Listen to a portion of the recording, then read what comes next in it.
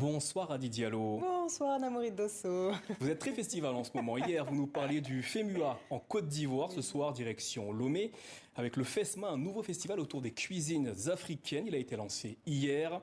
Durant une semaine, 10 chefs du continent se pencheront sur le thème cuisines africaines, les enjeux du consommé local et les nouveaux modes d'alimentation. Oui, c'est un thème qui pose de vraies problématiques sur l'avenir des cuisines africaines. Quelle orientation prendre? Comment valoriser la gastronomie africaine dans le monde?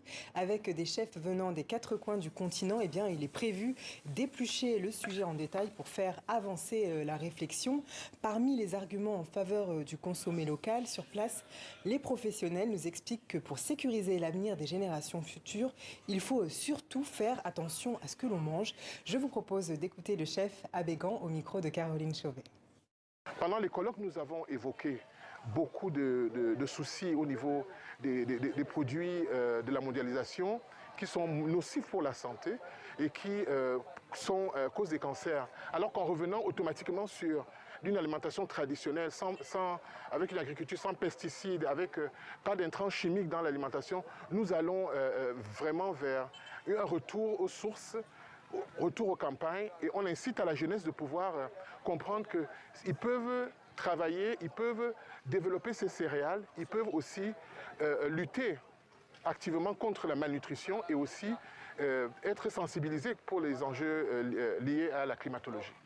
Alors, le festival réunit des professionnels, mais il est aussi ouvert au grand public. 50 000 personnes sont attendues pour cette première édition du FESMA, donc au Togo. Les visiteurs sont invités à découvrir ou même à redécouvrir tous ces produits locaux.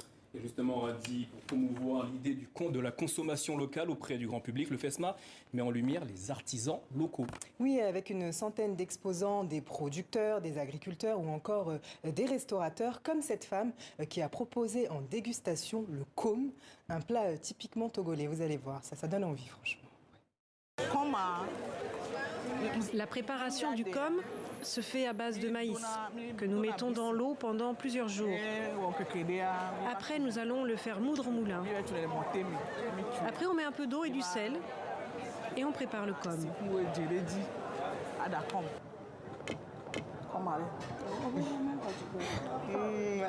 Elle a vraiment levé le pouce en disant là on se dit mais pourquoi on est là sur ce plateau, on devrait y être là-bas, en effet, on devrait être là-bas. Qu'est-ce qui s'est passé? Absolument. C'est quoi votre plat préféré? Ah, je dirais le attiéké loco. C'est vrai? Ouais. Et vous me demandez pas quel est mon plat préféré? Non, je le connais. C'est le thieboudienne, évidemment. Franchement, non, moi c'est épinards, gombo, je mange souvent ça avec du riz. Enfin, Adi, ce n'est pas pour rien que ce festival se déroule au Togo, car le consommé local est un véritable mode de vie sur place. Oui, 80% de la population s'alimente avec des produits cultivés au pays, donc au Togo, des fruits, des légumes et des céréales naturelles. Pour les mettre en lumière, le FESMA se poursuivra donc jusqu'à samedi avec un buffet géant pour clôturer l'événement. Donc on a encore jusqu'à samedi pour s'y rendre quand même. Eh bien, si vous êtes dans les parages, n'hésitez pas et faites-nous part de votre expérience. Merci Adi Diallo, on se retrouve la semaine prochaine. Oui. Bon week-end à vous. Merci.